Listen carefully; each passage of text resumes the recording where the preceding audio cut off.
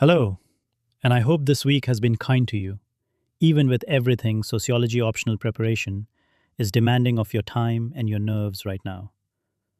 I know the quiet weight of this exam sits with you every single day, alongside the excitement of knowing how close you actually are.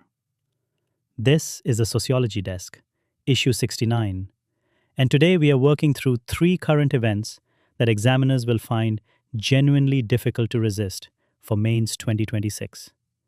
A caste census, a wave of new rules regulating children's use of artificial intelligence and social media, and a labor force data story hiding an entire theory of gendered work inside it. Let us get into it. Our first story is India's caste census, now entering its final preparation stage after a pre-trial survey concluded in July. In your syllabus, this sits inside Population Dynamics in Paper 2, but it also reaches directly into the caste system unit. And that double reach is exactly why examiners find it so useful. Here is the concept you must anchor this answer on. Dipankar Gupta argues that caste does not work like one continuous ladder of purity and pollution. It works through discrete, separate, self-contained community categories. That is exactly why the pre-trial exercise struggled. Respondents gave regional names, subcaste titles, and community labels that refused to fit into one tidy national list. Now bring in M. N. Srinivas.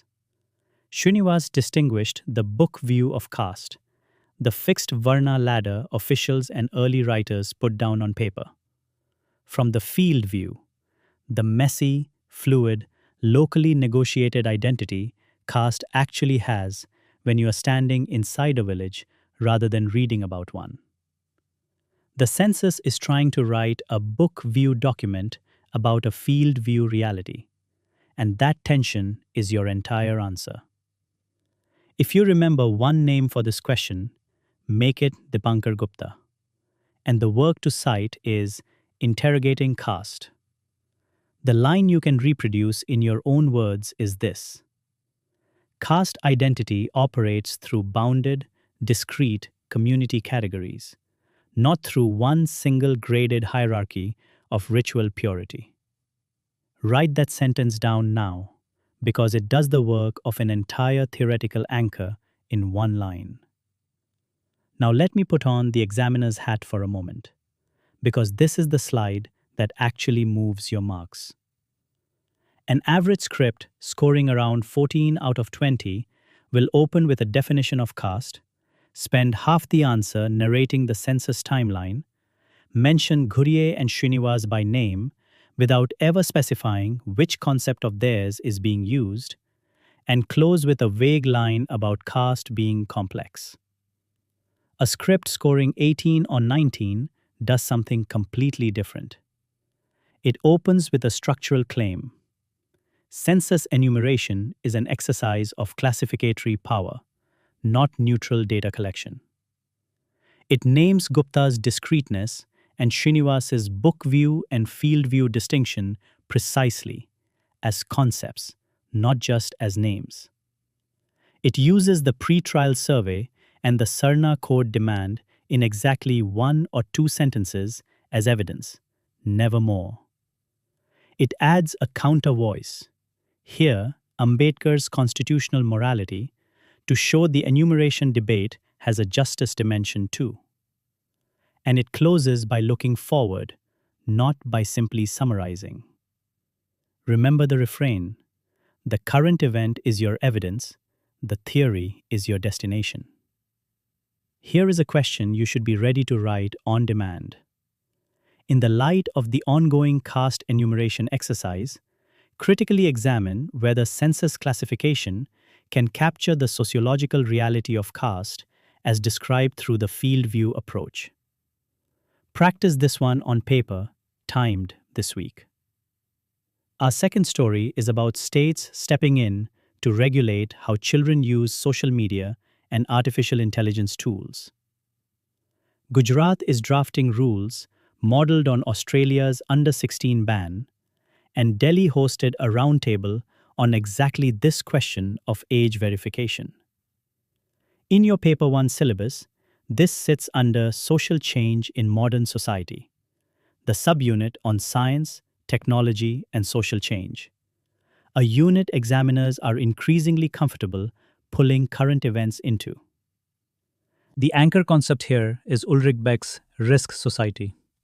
Beck's point is that modern society increasingly manages manufactured risks, harms that are humanly created, not natural disasters, and that existing institutions cannot fully calculate or insure against.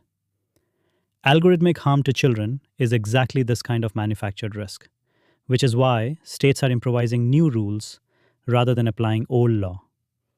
But do not stop there, because a topper always adds a counter voice. And here it is, Michel Foucault's governmentality.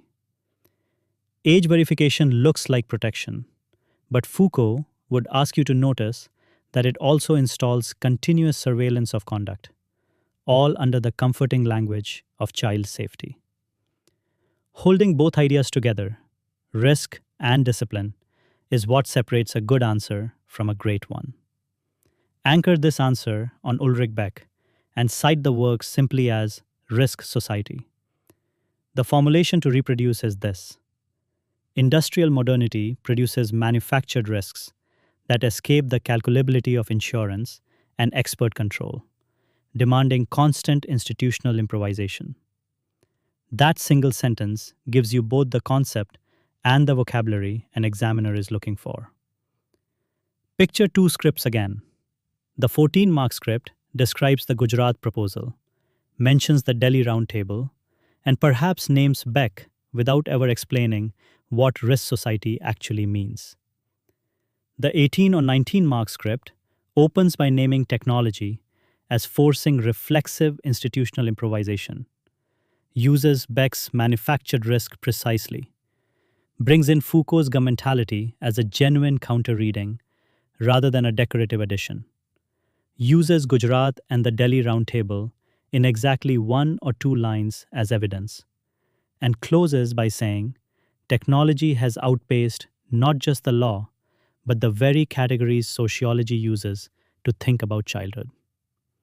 That closing move, naming what has actually shifted conceptually, is very hard to fake, and examiners notice it immediately.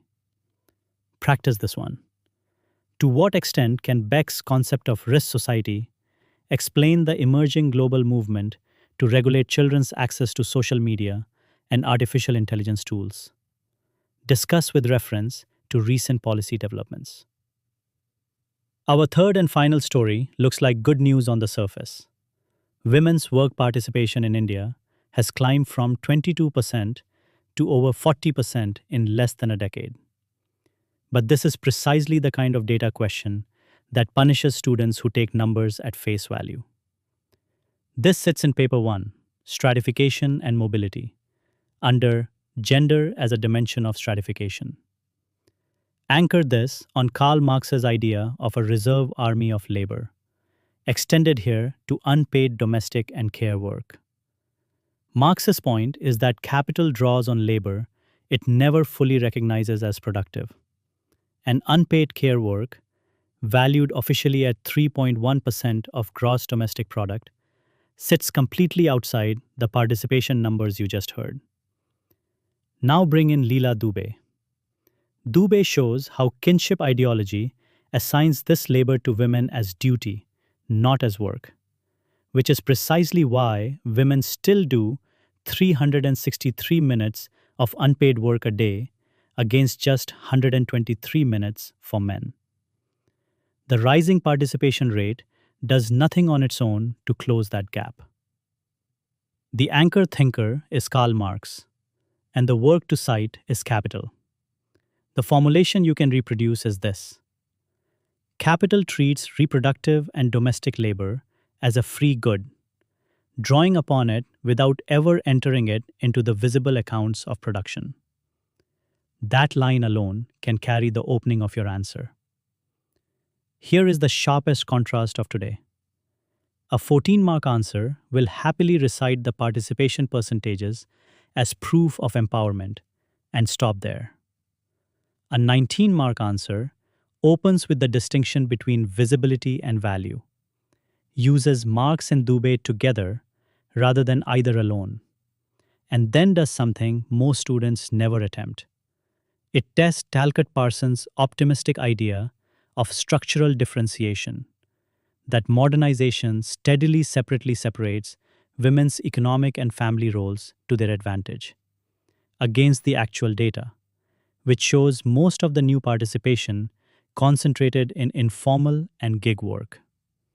That single move, naming a theory and then checking it against evidence, rather than simply praising it, is the difference between passing and topping this question. Here is your practice question. Rising female work participation rates in India are often read as a straightforward sign of economic empowerment. Critically examine this claim using the concept of unpaid and invisible labor. Let us bring it together in 3 lines. 1. The caste census is a contest between Gupta's discrete categories and Srinivas's book view and field view distinction, with Ambedkar's constitutional morality as your counter voice. 2. AI and childhood regulation is Beck's risk society, meeting Foucault's governmentality, protection and surveillance inside the same policy move. 3. Rising female work participation is a visibility versus value problem. Marx and Dubé against Parsons' modernization optimism. 3 events, 3 thinker pairs, 6 names you can now use with confidence. That is, issue 69. I know this preparation is long, and some days it drains far more than it seems to give back. But the students who keep showing up to sync current affairs with theory day after day are the ones who end up ranking, not the ones who study theory in isolation. If you would like the full answer blocks, the model answers, and the flashcards behind everything discussed today, drop your email in the comments or write to us at team@upscdesk.com and we will share the details. Take care of yourself today, and I will see you in the next issue.